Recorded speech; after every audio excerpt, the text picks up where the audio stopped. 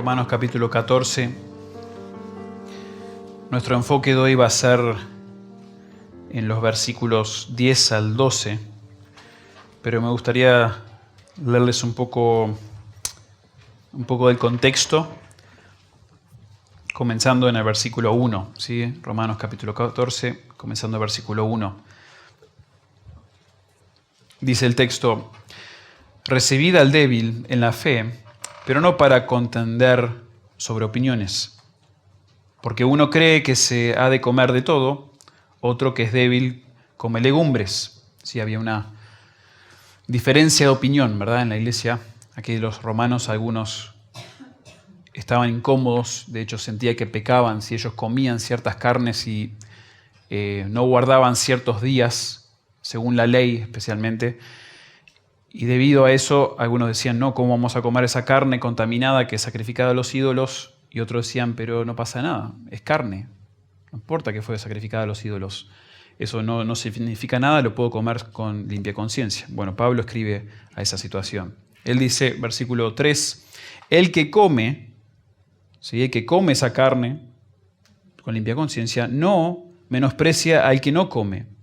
Y el que no come, no juzgue al que come, porque Dios le ha recibido. ¿Tú quién eres que juzgas al criado ajeno?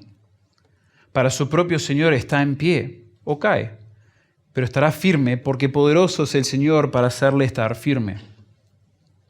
Uno hace diferencia entre día y día, otro juzga iguales todos los días. Cada uno esté plenamente convencido en su propia mente. El que hace caso del día lo hace para el Señor, y el que no hace caso del día, para el Señor no lo hace. El que come, para el Señor come, porque da gracias a Dios.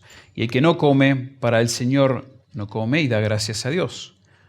Porque ninguno de nosotros vive para sí y ninguno muere para sí. Pues si vivimos, para el Señor vivimos, y si morimos, para el Señor morimos. Así pues, sea que vivamos o que muramos, del Señor somos, porque Cristo para esto murió y resucitó y volvió a vivir, para ser Señor así de los muertos como de los que viven. Y aquí el énfasis de nuestro sermón hoy. Pero tú, ¿por qué juzgas a tu hermano? O tú también, ¿por qué menosprecias a tu hermano? Porque todos compareceremos ante el tribunal de Cristo.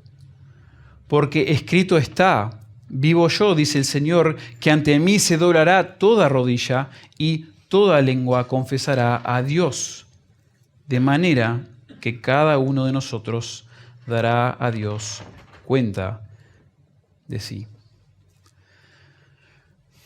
El tribunal de Cristo, hermanos, y yo voy a tomar un tiempo al comienzo de hoy del sermón para explicarles, comentarles un poco en cuanto a este momento escatológico, este momento en lo que tiene que ver con los eventos del futuro.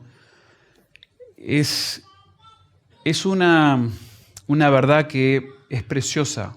Es preciosa en un sentido porque es un momento futuro cuando el Señor va a recompensarnos por nuestra obediencia, por nuestra fidelidad a Él. Pero también tiene un aspecto un poco incómodo el tribunal de Cristo, y yo se los voy a desarrollar en un momento, porque también será un momento donde el Señor, al evaluar nuestras motivaciones, nuestros hechos, nuestras obras, puede ser que también, dice en otros pasajes, sufriremos pérdida. De alguna manera tendremos resultados negativos porque no fuimos fieles. No honramos al Señor con lo que hicimos.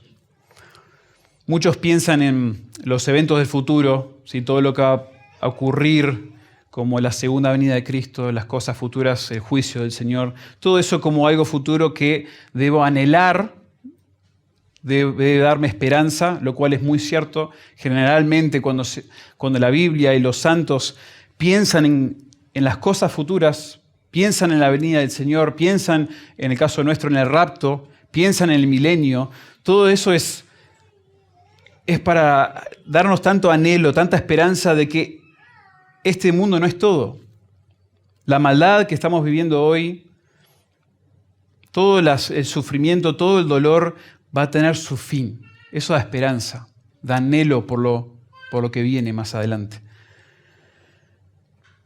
Pero hay otro aspecto motivacional que encontramos también en la escatología, y en parte tiene que ver con eventos como este, como el tribunal de Cristo, que nos da en realidad una motivación, una advertencia aún en cuanto a nuestra manera de vivir.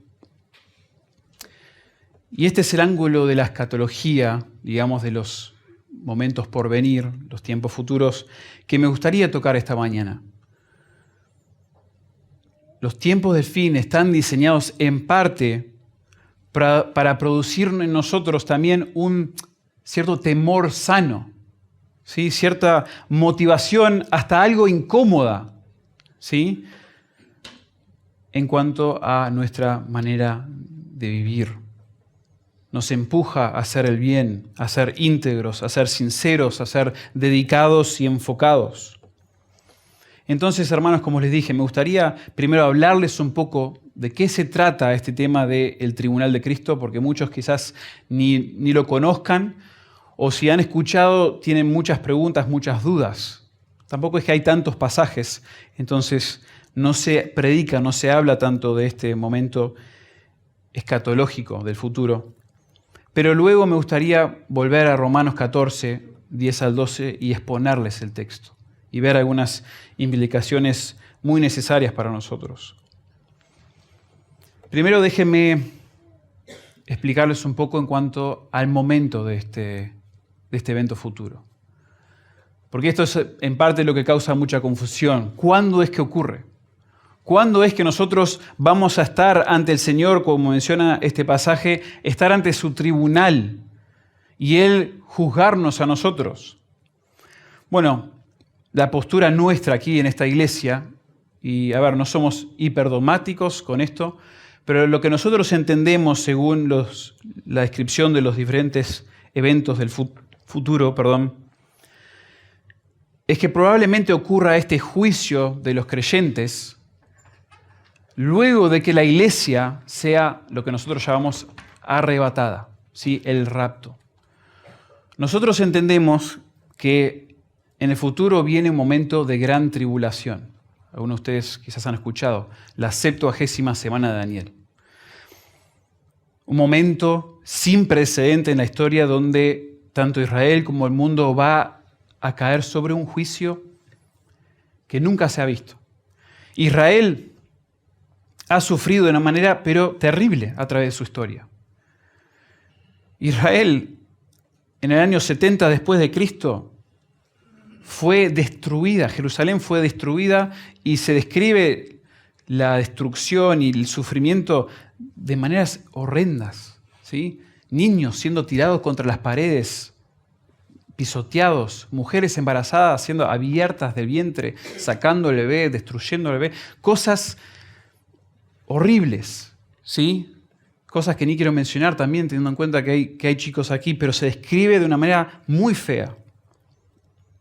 Poco más adelante en la historia, sabemos, bueno, bastante más adelante, más reciente para nosotros, el Holocausto, solo para dar algunos ejemplos. También muy feo lo que se llega a hacer con el pueblo judío, con Israel. Pero la Biblia nos revela que lo que va a sufrir Israel en la tribulación, en esos 7 años, ¿sí?, de juicio, especialmente los últimos 3 años y medio, va a ser sin precedente. Va a ser tremendo. Y uno dice, ¿por qué todo eso? Lo hemos hablado cuando hemos estudiado Daniel. Israel sigue sin arrepentirse. Sigue rechazando a Dios. Apocalipsis es muy interesante. En medio de todos los juicios que se van mencionando, que son representados por trompetas, por copas, por sellos, en medio de todos esos juicios uno dice, ya está, no quiero más, me arrepiento. No. Los moradores del mundo, lo describe Apocalipsis, siguen sin arrepentirse. No les importa. Rechazan a Dios. Le siguen dando la espalda. Y lo que nos dice Daniel capítulo 9 es que estas 70 semanas de Daniel son necesarias, incluyendo esa última semana, la 70ª semana, que es esos 7 años de gran tribulación. Bueno, todo eso para decir, nosotros creemos que la iglesia, los creyentes de esta época, de esta era, no vamos a estar allí.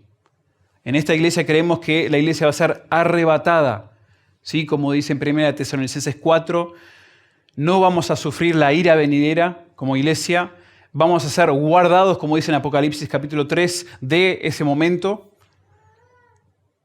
Y el Señor lo que va a hacer es, Él viene, el Señor Jesucristo, viene a las nubes y nos lleva con Él al cielo para estar en el paraíso con el Padre, la casa del Padre, sus moradas. Y eso va a ser hermoso. Y en esta iglesia opinamos que es probablemente durante ese tiempo que la iglesia va a ser juzgada ante el tribunal de Cristo. Mayormente es para recompensa. Ese momento donde el Señor Jesús nos va a dar coronas, nos va a bendecir, nos va a animar por lo fiel que hemos sido. Pero hay este aspecto incómodo de que para aquellos que no han obedecido, no han sido fieles, dice, sufrirán pérdida. Bueno, llegaremos a eso en un momento.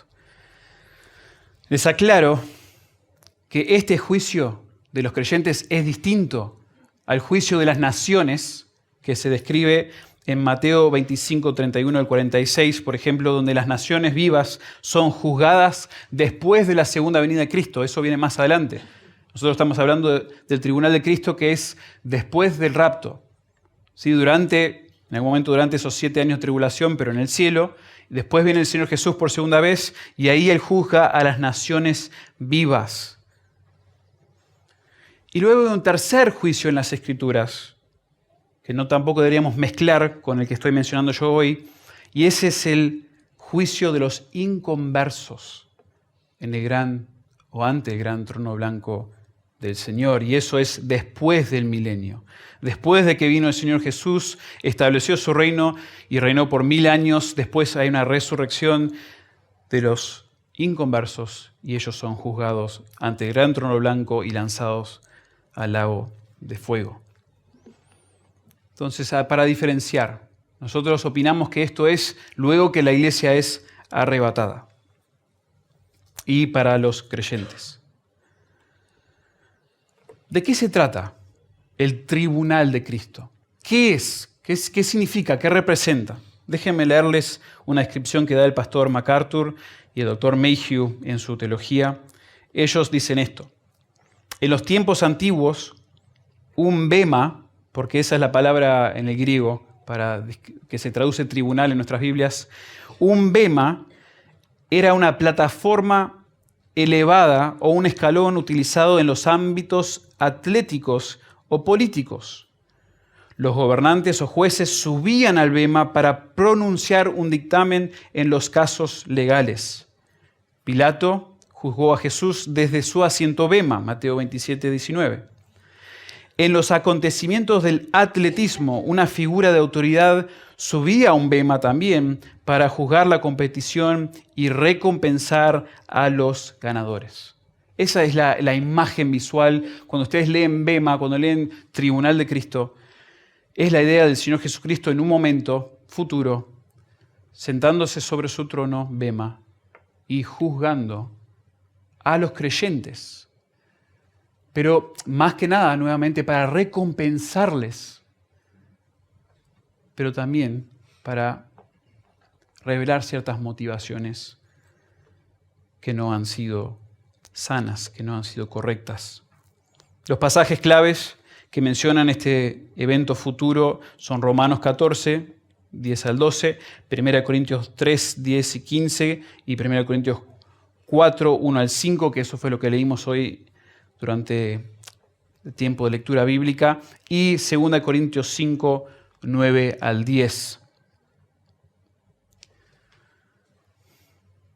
Yo más o menos ya le he mencionado en qué consiste todo esto. Pero básicamente, cuando los creyentes se presenten ante el tribunal de Cristo, van a pasar dos cosas, dicen las Escrituras. Si lo fuéramos a describir en términos categóricos. Por un lado, los creyentes van a rendir cuenta de sí mismos. Nosotros, dice Romanos 14, vamos a rendir cuentas ante el Señor, enfatizando nuestra responsabilidad humana. Pero la otra manera que se describe este juicio del Señor es que Él nos examinará a fondo, enfatizando la perspectiva divina. ¿Sí? Él nos evaluará profundamente. ¿Sí? Ya leímos Juan 14, 10 al 12, donde se enfatiza que nosotros compareceremos ante el tribunal de Cristo, rendiremos cuenta de nosotros mismos. Y hoy leímos 1 Corintios 3, 10 al 15, y en el versículo 12 dice que se hará manifiesta, porque el día la declarará, pues por el fuego será revelada. El fuego la probará. Dios va a evaluar minuciosamente, meticulosamente, nuestras obras, nuestra obediencia. Y por lo general, la pregunta surge, pero bueno, ¿qué es lo que va a evaluar? ¿Va a evaluar mis horas de celular, mi tiempo en la tele? Bueno, eso es muy difícil empezar a dar ejemplos demasiado específicos, pero la Biblia lo describe quizás en dos aspectos también. Dice que primero se va a evaluar la obediencia de la vida personal de cada creyente. Cada creyente tendrá que rendir cuentas según su obediencia personal. Pero más enfáticos en las Escrituras, aparte de ese aspecto general de todos los creyentes, es la evaluación de la fidelidad de aquellos que son ministros de la palabra, aquellos que están dedicados a pastorear, a cuidar, y ellos serán juzgados según su fidelidad como ministros en la iglesia. Esto es tremendo, esto es fuerte. Es un llamado a tener tanto cuidado. Bueno, Santiago mismo que menciona que cualquiera no debe meterse a enseñar la palabra. No es para cualquiera, no te des meter a ese tipo de ministerio descuidadamente. Es muy serio. ¿Cuáles van a ser, al evaluar el Señor mi obediencia, al evaluar mi fidelidad, cuáles van a ser sus criterios? ¿Qué es lo que va a estar evaluando? Bueno, primero dice la calidad de la obra. Noten como leíamos en 1 Corintios 3, el que planta, el que riega son una misma cosa, aunque cada uno recibirá su recompensa conforme a su labor. Versículo 12, y si sobre el fundamento alguno edificare oro, plata, piedras preciosas, madera, heno, hojarasca. Noten cómo menciona varios elementos allí. Algunos elementos muy fuertes que duran aún ante el fuego, otros que no, que se queman.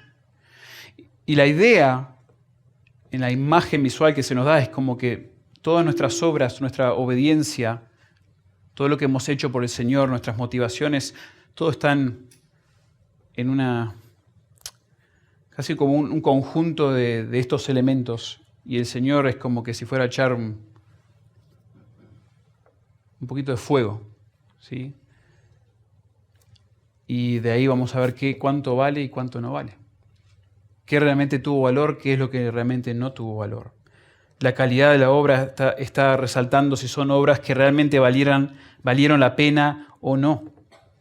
Entonces se va a juzgar la calidad de la obra, la confiabilidad del obrero, ¿sí? Como nos dice en 1 Corintios 4, si fueron buenos servidores, administradores de los misterios de Dios, fieles, ¿sí? Fidelidad en el ministerio. Y por último, las motivaciones del obrero. Qué tremendo. No solamente la calidad de lo que hacemos, si lo que estamos haciendo cada día para el Señor vale la pena. No solamente la fidelidad en general, pero las motivaciones. Nuestras motivaciones detrás de lo que hicimos. 1 Corintios 4, 5. Así que no juzguéis nada antes de tiempo hasta que venga el Señor, el cual aclarará también lo oculto de las tinieblas y manifestará las intenciones de los corazones. La calidad de nuestras obras, la confiabilidad de los obreros y también las motivaciones del obrero.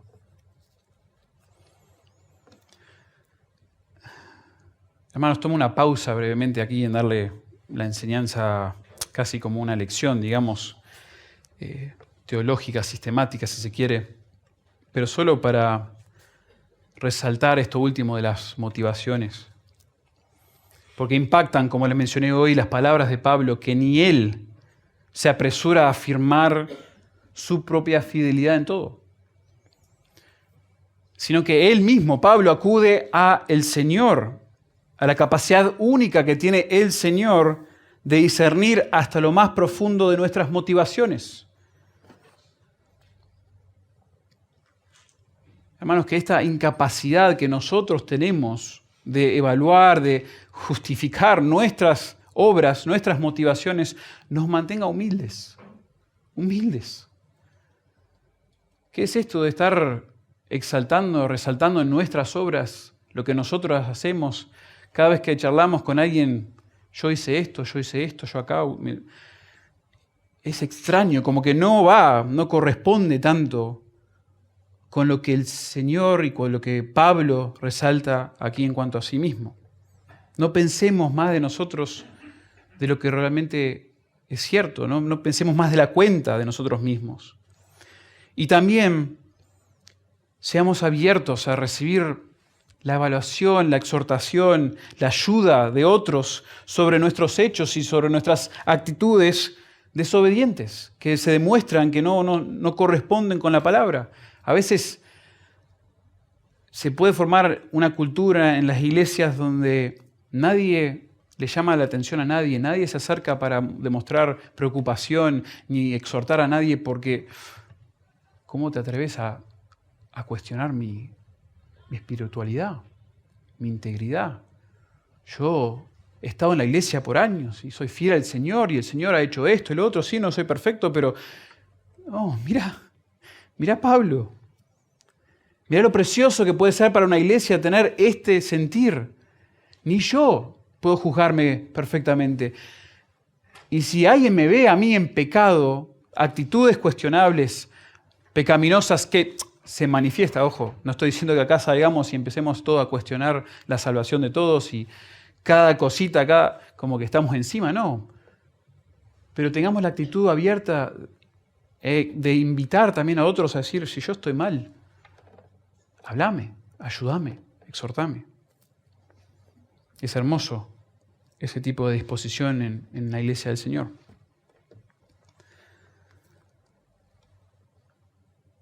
Nos dice Pablo, nos dicen los textos acerca del tribunal de Cristo, que aparte de estos criterios, también hay ciertos resultados del juicio. Al Señor juzgarnos, se dice que hay resultados positivos y resultados negativos. Sepan, hermanos, que yo estoy afirmando que la salvación de todos es segura. Si el Señor nos ha salvado, redimido, no hay nada que nos separe de ese amor, no hay nada que nos va a quitar esa salvación, no lo hay. Pero hay textos como este que resaltan que aún los cristianos, los creyentes que son redimidos, seguros en el Señor, van a ser juzgados y su juicio del Señor, el juicio del Señor va a resultar en aspectos positivos y negativos. Los positivos se destacan en varias partes, dice 1 Corintios 3:8, cada uno recibirá recompensa.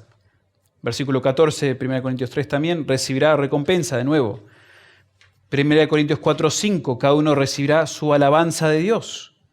2 Corintios 5:10, cada uno será recompensado por las buenas obras. Sí, les mencioné hoy también las coronas, por ejemplo, que también serán recompensas positivas. Pero después hay menciones, que son menos menciones menos enfáticos, pero que se mencionan de resultados negativos. Y yo a veces no sé qué hacer con esto, hermanos. No sé qué hacer con esto. Porque mi entendimiento de estar ante el Señor, ya, digamos, ante Él, arrebatados con el Señor, es que va a ser un gozo tremendo y lo va a hacer. Pero cuando estemos ante el tribunal de Cristo, hay menciones que no podemos ignorar de que habrán ciertos resultados negativos. 1 Corintios 3:15 dice que algunos sufrirán pérdida. Cada uno será recompensado por sus hechos malos, 2 Corintios 5:10.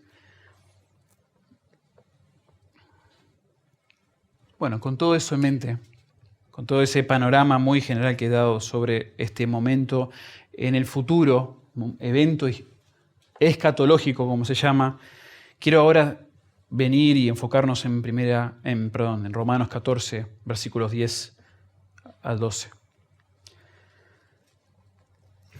Y este texto, hermanos, quiero desmenuzarlo acudiendo a lo que dice allí el texto mismo, haciendo una exposición del pasaje.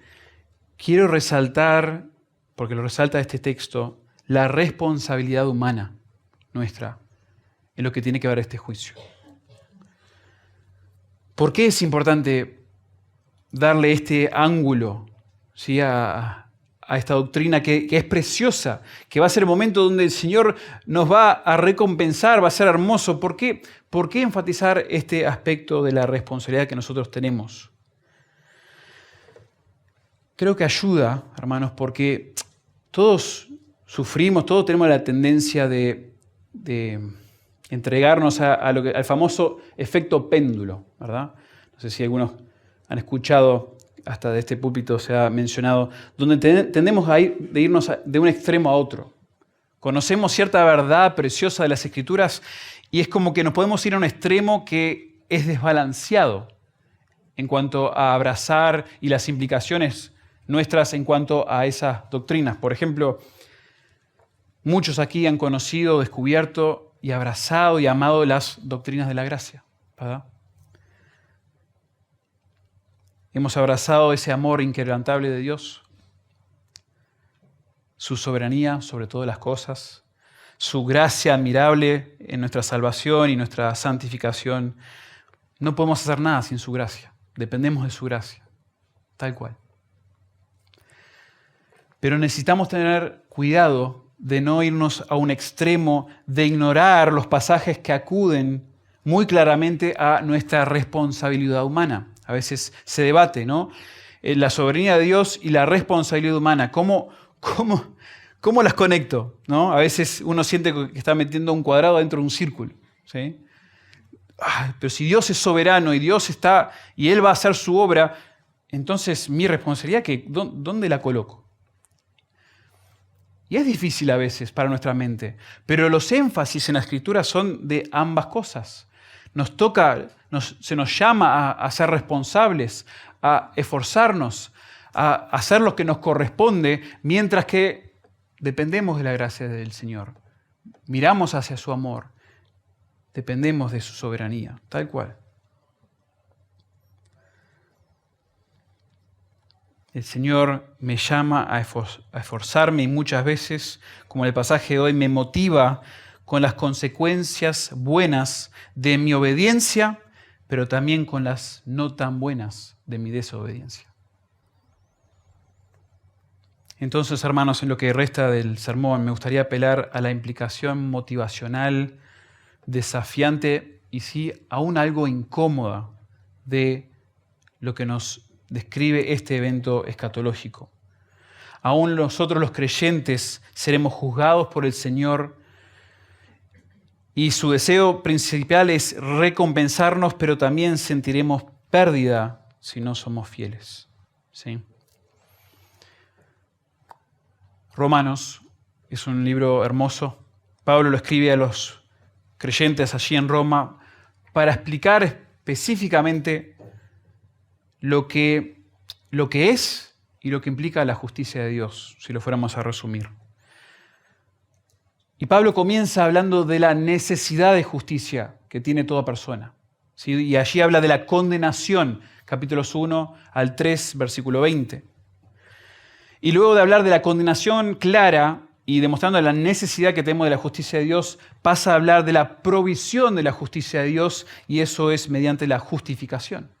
Pablo explica en capítulo 3, versículo 21 al capítulo 5, toda esa sección para hablar de la justificación, que somos declarados justos en Cristo.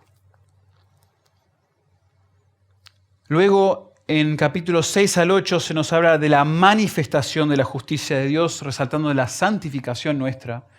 Aquellos que hemos sido justificados, Él también nos santifica y manifestamos la justicia de Dios.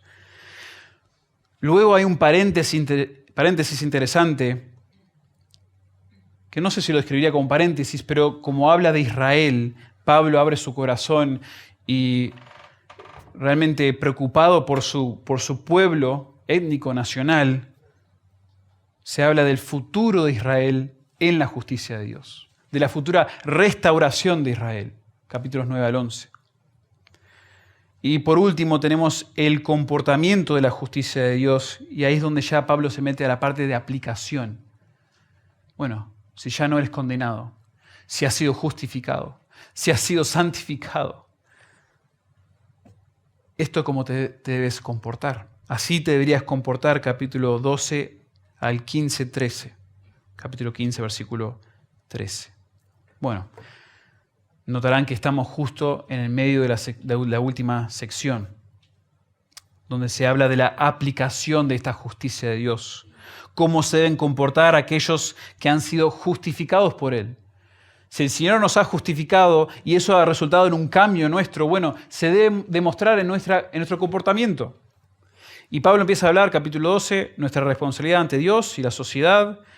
También capítulo 13, nuestra responsabilidad ante el gobierno y ante nuestro prójimo. Y luego llega al capítulo 14. Y Pablo empieza a hablar de la libertad cristiana.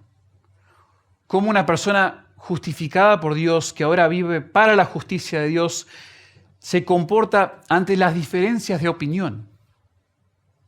Porque noten que cuando Pablo empieza a hablar de las diferencias que tienen los creyentes en la iglesia de Roma en cuanto a comer o no comer lo sacrificado a ídolos, en cuanto a los días religiosos que tenían los judíos de mantenerlos o no, él dice, miren, ahora bajo el nuevo pacto estas cosas son diferencias de opinión. No es pecado una cosa ni otra, son diferencias de opinión. Y Pablo comienza el capítulo 14 dando la bienvenida, o diciéndole a los creyentes de Roma que le den la bienvenida. Recibid, dice ahí en la Reina Valera, a los débiles. Recibid, dad la bienvenida aún a aquellos que son débiles. Débiles son los que están teológicamente incorrectos. No están en pecado, pero no están correctos. En el caso del contexto de Romanos 14, los que no comían carne sacrificada a los ídolos eran los débiles. Porque ellos decían, no, si eso se sacrificó a los ídolos, ¿cómo lo vamos a comer nosotros? Y Pablo aclara, llamándoles débiles y diciendo que, bueno, él tiene limpia conciencia en cuanto a estas cosas, aclara que esa era una perspectiva equivocada. No importa si fue sacrificada a los ídolos, es carne, cómela. Si lo puedes comer, cómela con limpia conciencia, pero si no tienes limpia conciencia, no lo comas. Es una diferencia de opinión. Y Pablo le dice a los romanos, denle la bienvenida, trátenlos como hermanos, acérquense, compadézcanse de ellos. Y el primer argumento es porque Él los ha recibido. Recíbanlos ustedes porque Dios mismo los ha recibido. ¿Y quiénes somos nosotros para no hacerlo entonces? Pablo les continúa explicando, le dice, cada uno de las personas, cada uno de los congregantes deben estar convencidos plenamente de su opinión. Ahora, eso no quiere decir que cada uno está en lo correcto, pero si tu conciencia te acusa en cuanto a algo, no debes violar tu conciencia. Y otros no deben juzgar a otros por sus opiniones, aun si no son correctos. Nuevamente, esto no se está hablando de temas heréticos. No es que había alguien en la iglesia de Roma que decía, bueno, Cristo murió, pero no es que resucitó físicamente. Fue algo espiritual, no fue una resurrección física. O, bueno, Cristo va a volver, pero es espiritual, no viene de manera física. Si hay alguien en la iglesia que está diciendo eso, a ese hay que sacarlo. Eso no es una diferencia de opinión, eso es herético. Eso perjudica, diluye y destruye la fe de las personas si se empieza a aceptar y creer. Eso tiene que estar fuera de la iglesia. Eso no es esto. Esto es una diferencia de opinión. Y Pablo dice, si a algunos les viola la conciencia hacer ciertas cosas, no lo hagan. Hasta que tengan claridad y entiendan que esto está bien ante el Señor, no lo hagan. Pero tampoco el que lo hace juzgue o menosprecie al que no lo hace. ¿Por qué? Versículo 6, Pablo dice, es muy posible que tanto el débil como el fuerte están actuando para agradar al Señor. Ambos están agradando al Señor desde su perspectiva. Tengan cuidado de juzgarlos, de menospreciarlos. Y luego apoya esa afirmación con conceptos, argumentos teológicos en versículos 7 al 9. Y la inferencia de todo esto, llegando ahora sí a versículo 10, es una doble exhortación y desafío de parte de Pablo. Noten, pero tú, débil, hablando de los débiles, ¿por qué juzgas a tu hermano? Y tú, fuerte, también, ¿por qué menosprecias a tu hermano? La inferencia es, no lo hagas. No juzgues, no menosprecies. ¿Sí? No es correcto ese comportamiento. No es correcto de una persona que ha sido justificada por Dios. No juzgues, no menosprecies en base a una diferencia de opinión. Que ambas pueden ser entendibles, razonables, aun si uno es más inmaduro que otro en su entendimiento teológico. No hagas eso. Y la razón por la que no deberíamos tratar de tal manera a hermanos en cuanto a las opiniones y actividades preferenciales es porque todos, y acá está el argumento, porque todos un día seremos juzgados ante Dios en el tribunal de Cristo. Llegará el momento, tranquilo, en cuanto a las diferencias de opiniones, tranquilo, ese hermano va a rendir cuenta ante Dios. Y no solamente ese hermano, sino tú también. Tú también. Si vos menospreciaste al que era débil, vos también vas a rendir cuentas. Dios se ocupará de juzgar tus motivaciones y las de otros. Entonces aquí vemos, hermanos, en los 3 versículos, de manera resumida, 3 puntos que me gustaría compartirles. Primero, un llamado puntual a un comportamiento obediente. Luego, una advertencia general a la luz del juicio de Dios. Y por último, un desafío individual al considerar los cálculos de Dios. Se los voy a repetir a medida que lo desarrollemos al pasaje, pero van a notar que Pablo va desde apuntar y decir, desafiar a ellos, tú, ¿por qué juzgas? A hablar de manera más general, todos seremos juzgados. Y luego, por último, una exhortación muy personal. Cada uno de nosotros. Muy individual esto. Comencemos entonces, versículo 10, un llamado puntual a un comportamiento obediente. Pero tú, ¿por qué juzgas a tu hermano? Dice Pablo. O tú también, ¿por qué menosprecias a tu hermano? Como ya les fui explicando, ¿sí? Pablo viene exhortando a los creyentes a recibir al débil en la fe, versículo 1, a no menospreciarlo, versículo 3, y no juzgar tampoco el débil al fuerte, al que come y al que toma otras libertades. Se debe permitir estas diferencias de opiniones, está diciendo Pablo. Y llegando al versículo 10, Pablo vuelve a llamar la atención al error y pecado de juzgar y menospreciar por medio de estas preguntas muy puntuales que tienen la intención de llamar la atención de estas personas. Noten lo directo que es, lo puntual que es. ¿sí? Varias veces se menciona ese pronombre tú, ¿sí? Pero tú, ¿por qué juzgas a tu hermano? O tú también, ¿por qué menosprecias a tu hermano? Bueno, esto va a ser interesante al continuar con el pasaje.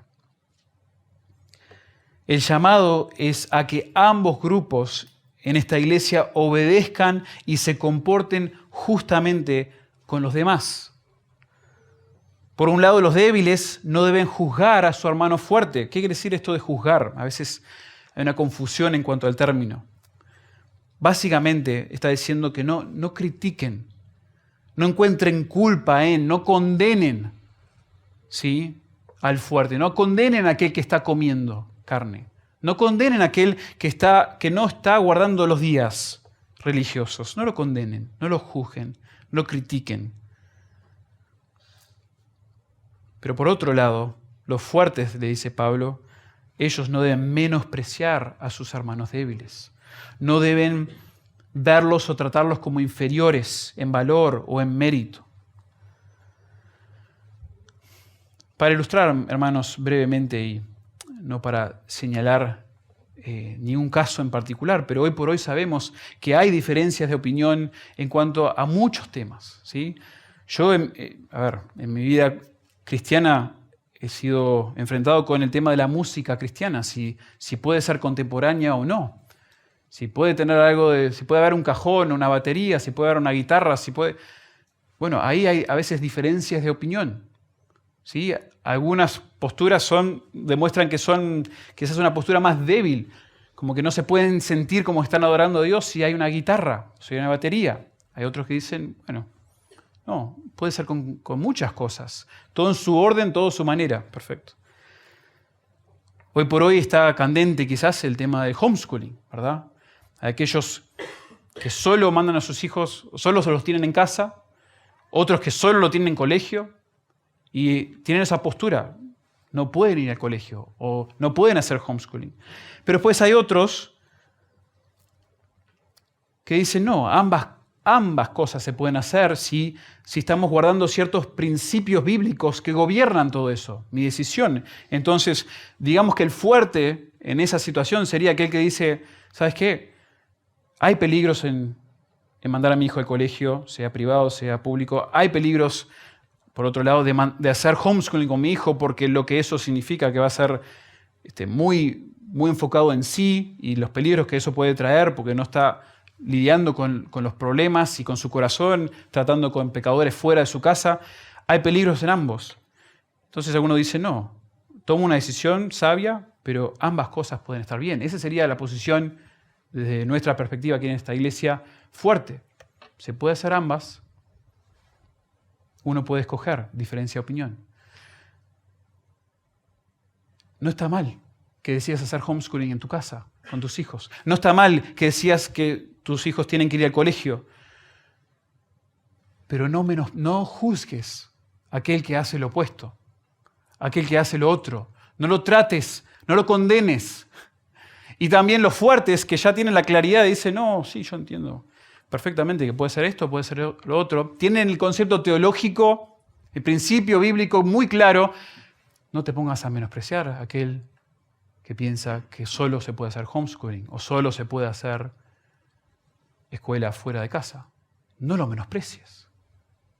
Ambas cosas están mal.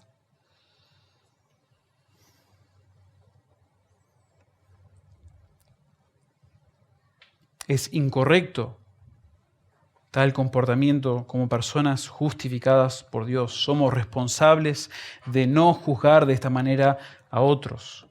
Y la razón por la cual no está bien juzgar a otros de esta manera tiene un enfoque, como les mencioné, escatológico, una mirada hacia el futuro.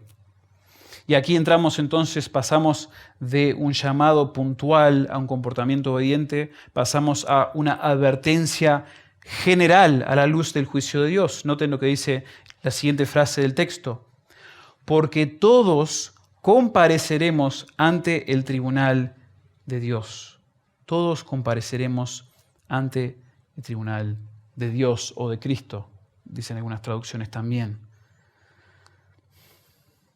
Ya hablamos un poco de lo que representa el bema, el tribunal de Cristo, ¿sí?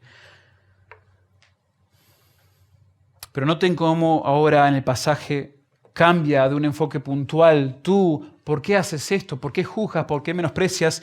Y ahora paso a un enfoque más general, exhaustivo. De tú pasamos a todos. Y lo que dice acá es que todos compareceremos ante el tribunal del Señor. ¿Qué significa esta palabra? ¿Qué significa que vamos a comparecer ante el tribunal? No es una palabra que usamos demasiado seguido en nuestra terminología diaria. Bueno, en Romanos es muy interesante cómo se utiliza por Pablo. Por ejemplo, en la carta se exhorta y se anima a los creyentes romanos a presentar, eso sí, que es algo que conocemos un poco más, no presentar vuestros miembros al pecado como instrumentos de iniquidad, sino presentaos vosotros mismos a Dios como vivos de entre los muertos y vuestros miembros a Dios como instrumentos de justicia. Presenten, ¿sí? Presenten ante Dios, ¿sí? No para el pecado, sino ante el Señor. Quizás más conocido aún, capítulo 12, versículo 1 de Romanos. Así que, hermanos, os ruego por la misericordia de Dios que presentéis, ¿sí? Presentéis vuestros cuerpos en sacrificio vivo, santo, agradable a Dios, que es vuestro culto racional. Noten cómo entonces en Romanos se ve este orden. Presenten. No se presenten ante el pecado, no se presenten ante la carne, no se presenten ante cómo ustedes vivían antes. Preséntense como un sacrificio, como en adoración al Señor, porque un día se van a presentar ustedes ante el Señor y Él va a juzgar cómo se presentaron realmente en la tierra. Háganlo con integridad, con cuidado, ante el Señor, porque un día vas a presentarte ante su tribunal y a Él no se le escapa una. Él va a juzgar, Él va a saber tus motivaciones y Él va a recompensarte, pero también vas a sufrir pérdida de alguna manera en cuanto a esa presentación durante la tierra, durante tu tiempo en la tierra. Honestamente, hermanos, a mí me da mucha curiosidad. ¿Cómo va a ser esto? ¿Cómo es que un creyente ahí ante el Señor disfrutando las recompensas, todas recompensas que sabemos que no nos merecemos ni una, ¿no? Ahí vamos a estar ante el Señor y Él nos va a estar recompensando. Y dice, Señor, ¿es por tu gracia? ¿Yo fallé tantas veces? No sé qué es esto que me estás dando coronas, me estás dando recompensa por mi fidelidad, por mi obediencia ante ti. Yo fui un siervo. Hice lo que un siervo debía hacer. ¿Qué más puedo pedir? Pero el Señor nos va a recompensar. Y con ese sentir de que estamos recibiendo nuevamente la gracia del Señor a estar ante Él, me da cierto pavor, hasta rechazo me genera pensar de que de alguna manera igual yo podría sufrir pérdida. Podría no ser recompensado de alguna manera. Nuevamente esto se debate qué significa, no está en nuestro pasaje, no es que me meto demasiado profundo, pero de alguna manera va a haber resultados negativos por desobediencia, por infidelidad. No quiero eso, no creo que ustedes tampoco. Queremos honrar al Señor. Queremos pensar que la gracia ha cubierto todo, ¿verdad? Donde abundó el pecado, abundó más la gracia, sí. Para tu salvación, sí. Y el Señor sí, ya te perdonó todo. Justificado, santificado, seguro en el cielo, sellado por el Espíritu, hasta que recibes tu herencia con el Señor. Pero este momento el Señor lo tiene diseñado para dejar algo un poquito incómodo. Sé fiel. Si eres mío, sí te voy a salvar, sí te voy a redimir, sí la redención será completa algún día, pero habrá un momento donde voy a juzgar tus obras. Sé fiel, obedece. no quieres sufrir pérdida, no quieres sufrir vergüenza en este momento.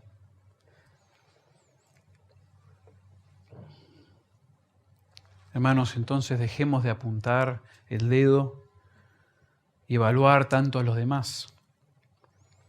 Que todo comience con una evaluación cuidadosa y honesta de nuestras motivaciones y nuestra obediencia. Por algo se nos menciona de que antes de sacarle la paja del ojo al hermano, tenemos que sacar la viga nuestra. Qué tendencia que tenemos de ver a los demás. Mirá cómo está aquel, mirá cómo está el otro. Mirá que hace esto y otra vez cayó en esto y otra. Y tenemos una viga en nuestro propio ojo. Así somos tremendos.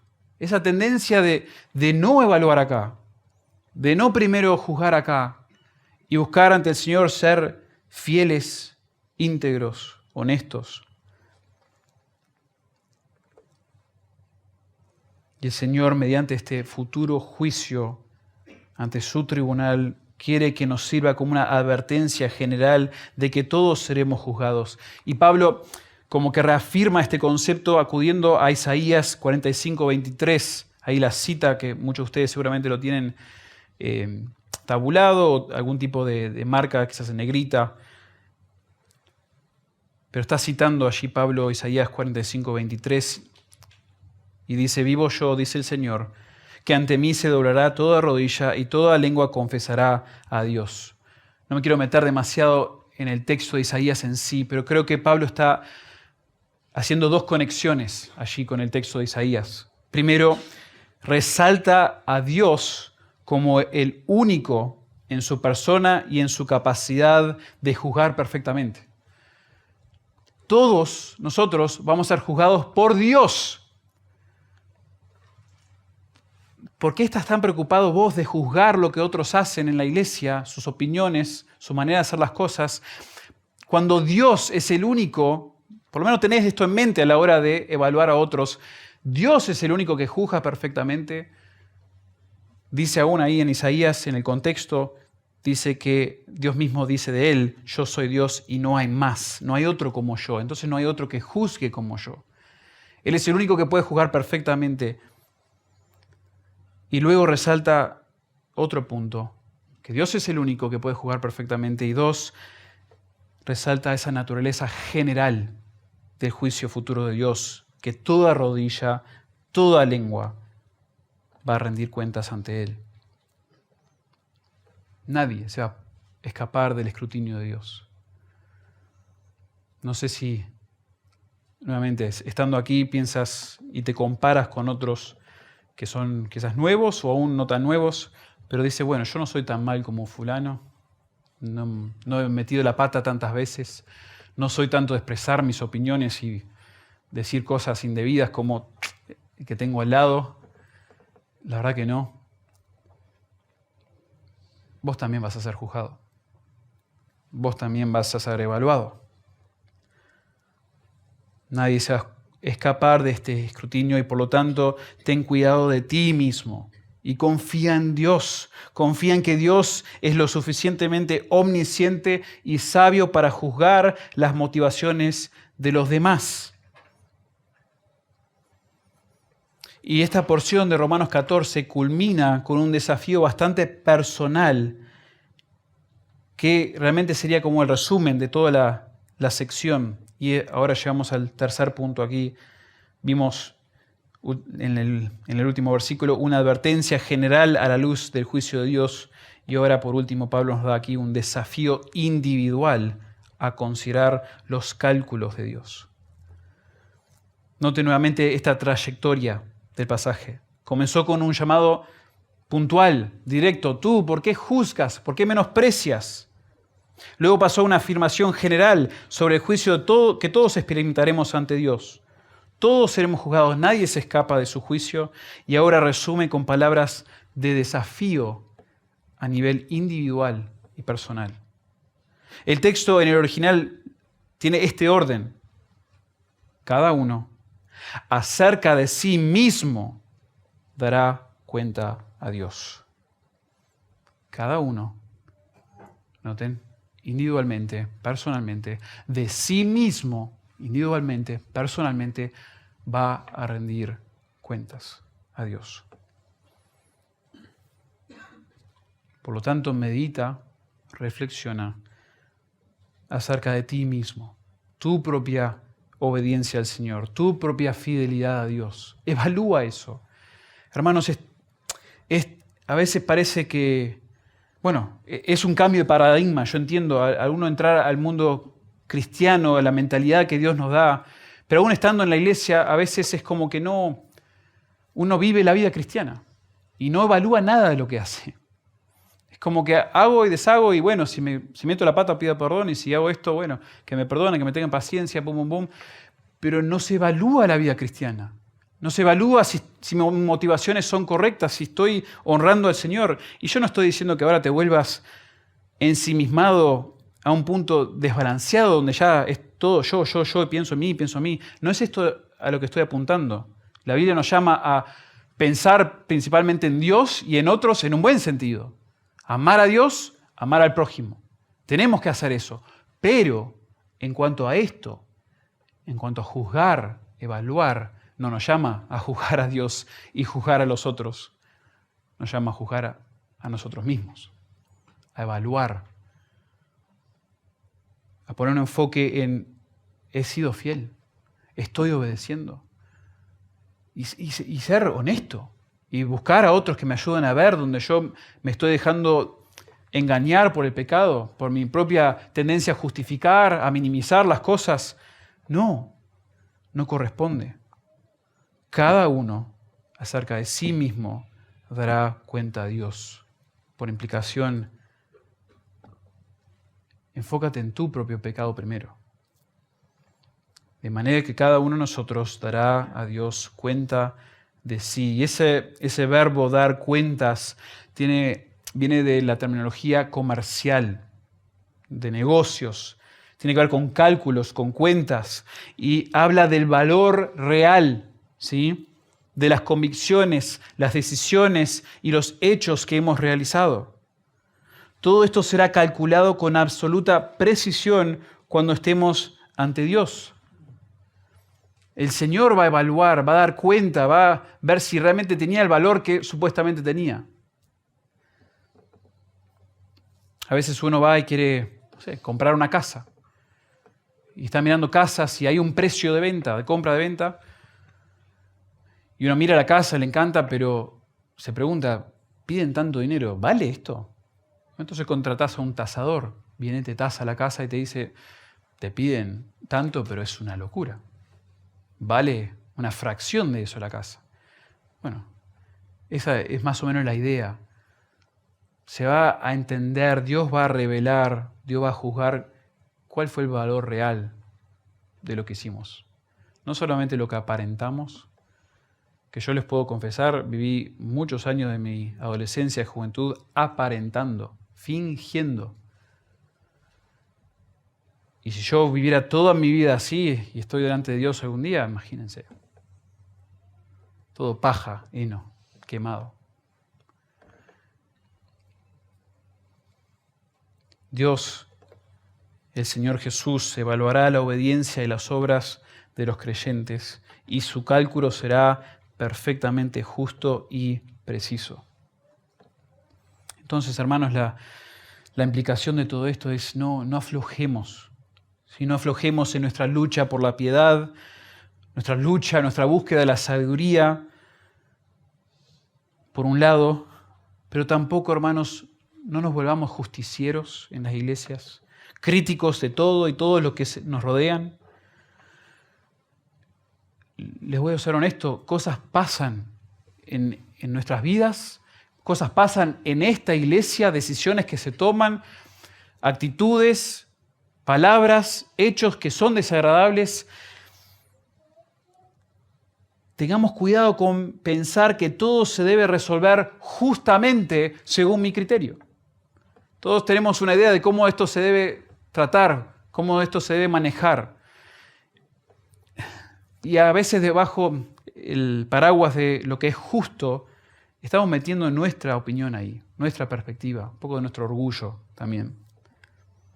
Van a haber ocasiones donde se van a tomar decisiones o pasarán cosas que no nos van a parecer a nosotros correctas y nos sentimos justificados en demandar que se resuelva a criterio nuestro.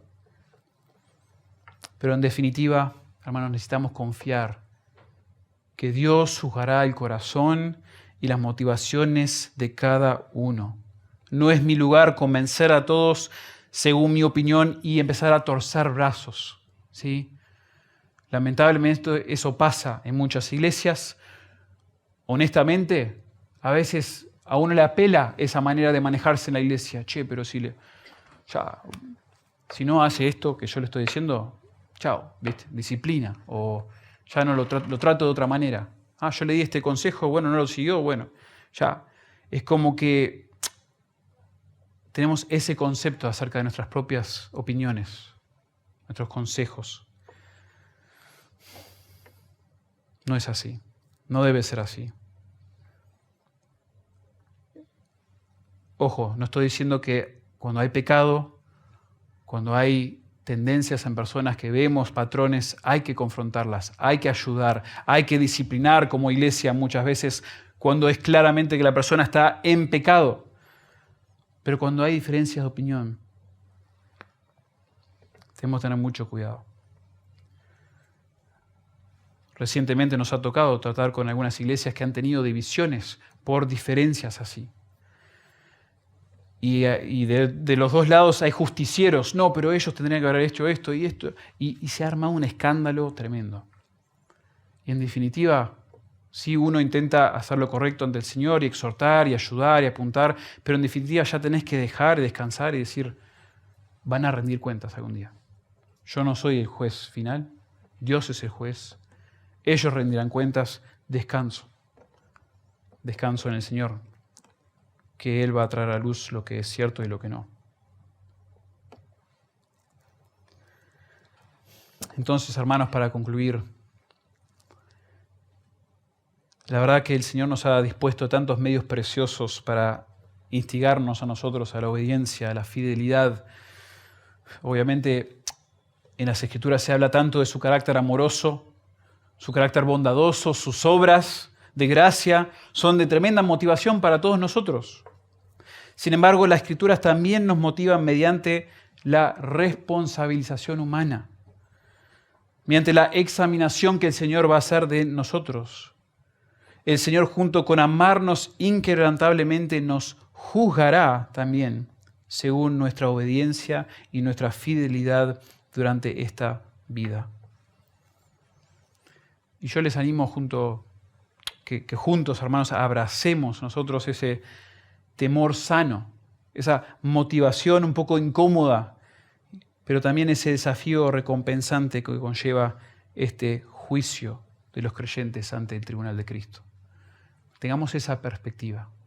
Disfrutemos de la gracia hermosa del Señor y Él nos ha cubierto con su gracia, pero no vivamos nuestra vida descuidadamente, sino que motivados de que algún día estaremos ante el Señor que nos salvó, y será precioso estar con Él, hermoso estar ante Él y disfrutar de su presencia, de su gracia perfecta, preciosa. Y qué lindo será que Él pueda decir de nosotros, ¿sí?, que hemos sido buenos siervos, fieles siervos. Sobre poco hemos sido fiel, sobre mucho te pondré. Esas palabras serán un gozo. Seamos motivados, hermanos, en todo aspecto, a ser obedientes, ser fieles, honrar a nuestro Dios. Padre, gracias por la palabra, lo precioso que es. Gracias por estos conceptos, Señor, que al ser sobre eventos futuros y que se van a cumplir, Señor, en un futuro, a veces como que se nos escapan de la mente. No los tenemos en cuenta, pensando que en algún día llegarás, casi con una perspectiva fatalista, de que ya todo tendrá su fin, ya moriremos y bueno, ahí ya sabremos qué viene. Tú nos llamas a tener nuestros ojos como ciudadanos del cielo, que estamos aquí por un tiempo, poner nuestros ojos aparte de meditar en lo precioso que es nuestra salvación, lo que ya has hecho en el pasado, de poner los ojos también en el futuro, tanto para encontrar esperanza, aliento, Señor, una certeza de que toda la maldad, todo lo feo, el llanto, el dolor va a acabar, va a tener su día final, pero también para motivarnos, también para advertirnos de alguna manera, a ser fieles, a perseverar hoy, a ser obedientes. Al presentarse la tentación ante nuestros ojos, ante aún nuestras palabras, nuestras acciones, que seamos motivados a decir que no, a huir, a tener una respuesta correcta, bondadosa, llena de gracia. Señor, a poder realmente apartarnos del mal, porque algún día estaremos ante ti y rendiremos cuentas, Señor. Y queremos ser hallados fieles, obedientes. Queremos honrarte, Señor, porque tú eres nuestro Dios, eres nuestro Salvador, eres nuestro Señor. Y mereces toda la gloria y la honra. En el nombre de Cristo. Amén.